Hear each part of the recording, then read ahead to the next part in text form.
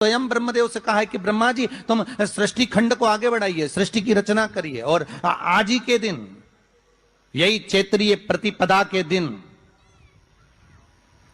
यही इसको कहते हैं नया संवत्सर, नया वर्ष।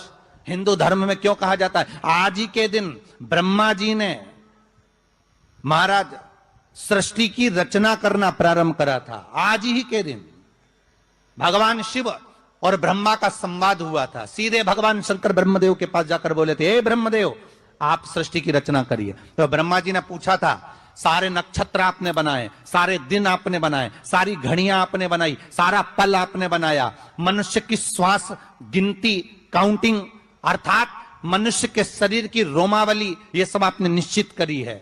नवरात्रि का ये जो आप पहले दिन ही कलश स्थापना होती है और पहले दिन ही आपको ये ज्ञान हो जाए कि बच्चे पूछे कि कलश क्यों रखा जाता है, कलश के ऊपर आम के पत्ते क्यों लगाए जाते हैं, कलश के ऊपर नारियल क्यों रखा जाता है, कलश के ऊपर 9 बार मोली क्यों बांधी जाती है, मोली मतलब लच्छा नाड़ा 9 बार क्यों लपेटा जाता है नारियल के ऊपर, कलश के ऊपर जब रखते हैं।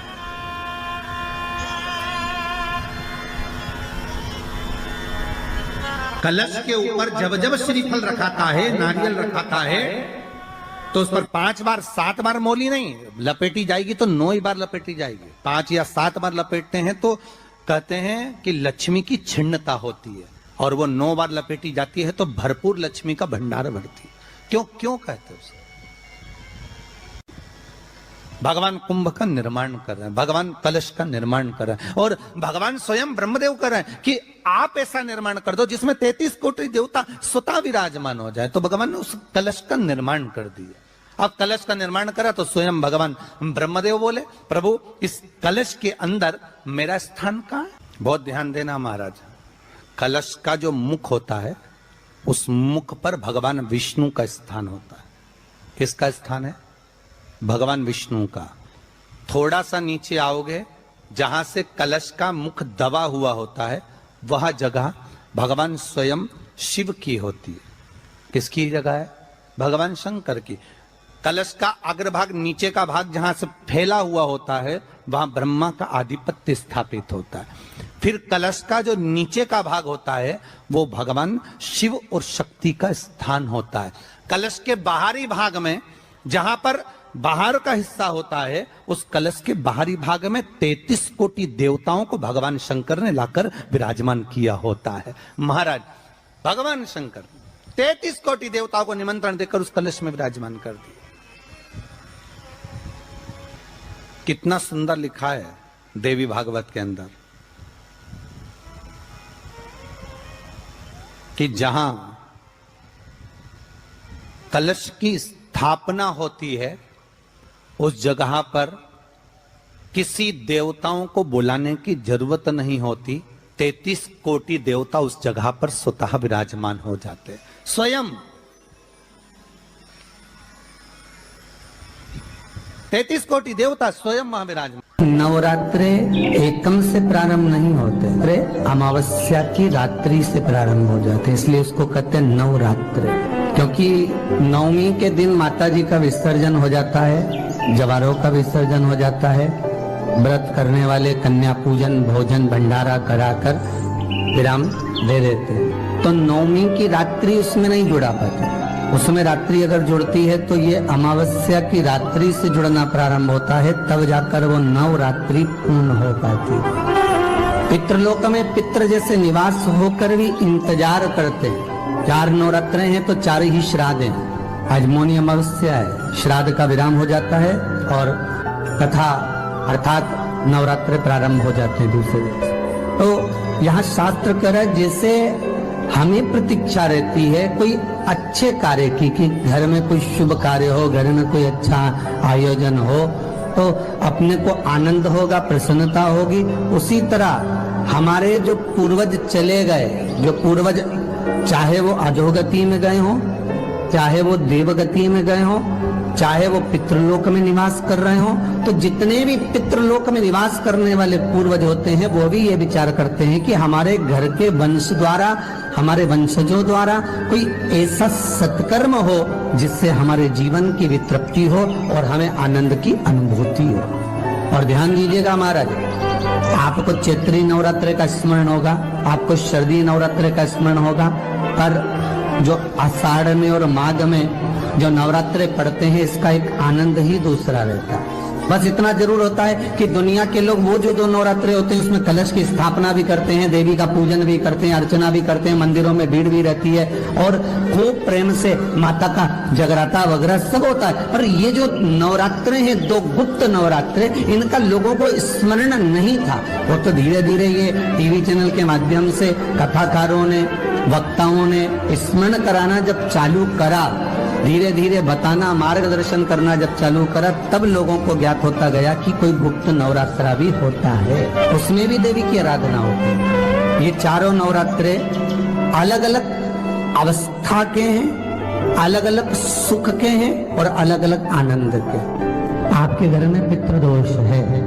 आपको ऐसा महसूस होता है, तो किसी भी नवरात्रि के पहले जो अमावस्या पड़ती है, जिस दिन अमावस्या रहे उस दिन चावल की कटोरी में एक कपूर का टुकड़ा रख दीजिए, छोटा सा, और कपूर का टुकड़ा रखकर उस कपूर को दरवाजे के बाहर कटोरी में ही, चावल रखी हुई कटोरी में ही उसको पितरों का स्मरण कर कर जला दीजिए।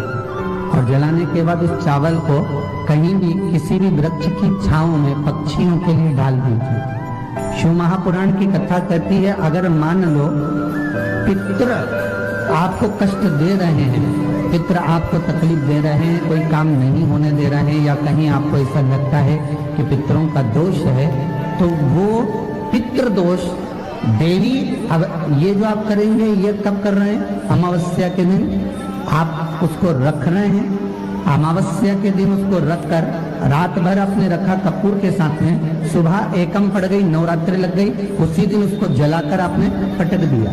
अर्थात उससे देवी और पितृ इन दोनों का आशीर्वाद जो प्राप्त होता है, तो घर में से पितृदोष समाप्त होकर लक्ष्मी की वृद्धि प्रारंभ हो जाती है, कार्य में सिद्धता आ जाती है। और नवरात्रि में भी देवी की आराधना का एक स्मरण का सुख है महाराज।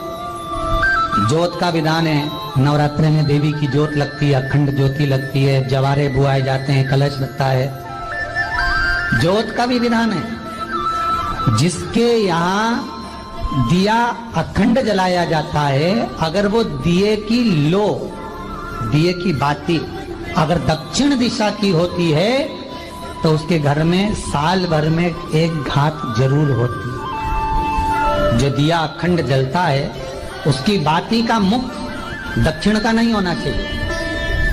अगर आपने देवी भागवत का स्मरण करा हो, देवी भागवत को अगर सुना हो, तो देवी भागवत में स्पष्ट किया गया कि पूर्व की ओर मुख करा हुआ दिया, अर्थात पूर्व की ओर ज्योत जो जलाई जाती है वो संपदा की वृद्धि करती है। पश्चिम की ओर मुख कर कर जो ज्योत लगाई जाती है महाराज, वो वैभव को देती है। और उत्तर की ओर जो मुख कर कर ज्योत जलाई जाती है, उत्तर की ओर जो ज्योत का मुख रहता है, वो आयु की वृद्धि करती है, घर में अकाल मौत को रोकती है। दक्षिण की ओर ज्योत ना लगाएं, अगर आपको लगाना है पूरब की लगाएं, पश्चिम की लगाएं या उत्तर की लगाएं।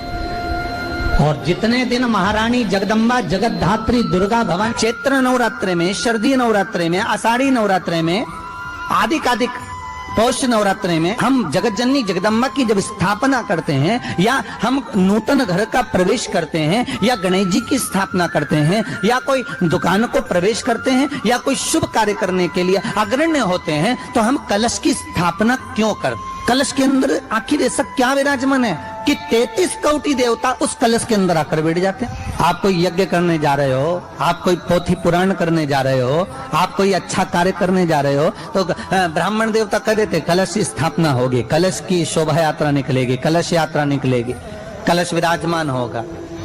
उस कुंभ की, उस घड़े की महत्वता कहां से प्रकट हो गई? शिव महापुराण की कथा कहती है महाराज, भगवान औघड़दानी शंकर स्वयं आद्य शक्ति जगदम्बा से कहते हैं कि जगदम्बा तू क्या चाहती है बोल। तो जगत जननी जगदम्बा कहती है कि जहां मैं हूं वहां शंकर है, ये आपने कह दिया, पर जहां शंकर है वहां पार्वती का होना जरूरी है। उसके लिए सिद्ध करने के लिए एक स्थान ऐसा बनाया जाए जहां पर शंकर विराजमान है और शंकर के साथ पार्वती विराजमान है। तो शिव जी ने कहा पार्वती, उसके लिए मैं तुझे एक सुंदर कलश का निर्माण कर कर देता। अष्टमी के दिन कन्याओं का भोजन कराओ या नवमी के दिन कन्याओं का भोजन कराओ, पर देवी भागवत तो कहती है, देवी भागवत तो वर्णन करती है कि पहले नवरात्रे से लेकर नौमी तिथि तक जितने दिन देवी के होते हैं, प्रत्येक दिन में आप किसी भी दिन कन्याओं का भोजन करा सकते हो, पहली रात्रि से लेकर, पहला दिन से लेकर। पर 90 दिन तो सवेरे पूजन करके, यज्ञ करके, अनुष्ठान करके देवी को विसर्जन कर दिया, फिर नवरात्रि पूर्ण कैसे हुई? नवरात्रि की पूर्णता होती है अमावस्या की रात से गिनी जाती है। कौन से दिन से गिनते हैं? अमावस्या की रात्रि, फिर एकम की रात्रि, फिर दूज की रात्रि, ऐसे गिनते गिनते अष्टमी की रात्रि तक और नौमी के दिन सुबह तक या दोपहर तक या शाम तक, जब तक आप यज्ञ ना करें तब तक ये 9 रात्रियां पूर्ण गिनी जाती है महाराज देवी भागवत के हिसाब से पूर्णता। अब हमने कन्या भोजन का जो क्रम बनाया, अष्टमी के दिन करा देंगे, नौमी के दिन करा देंगे, इस तिथि को करा देंगे, पर भाव देखिए, शास्त्र कहता है भूखे को भोजन जब कराइए जब उसको भूख लगी हो, और ऐसों को कराइए जिसको जरूरत पड़ रही है।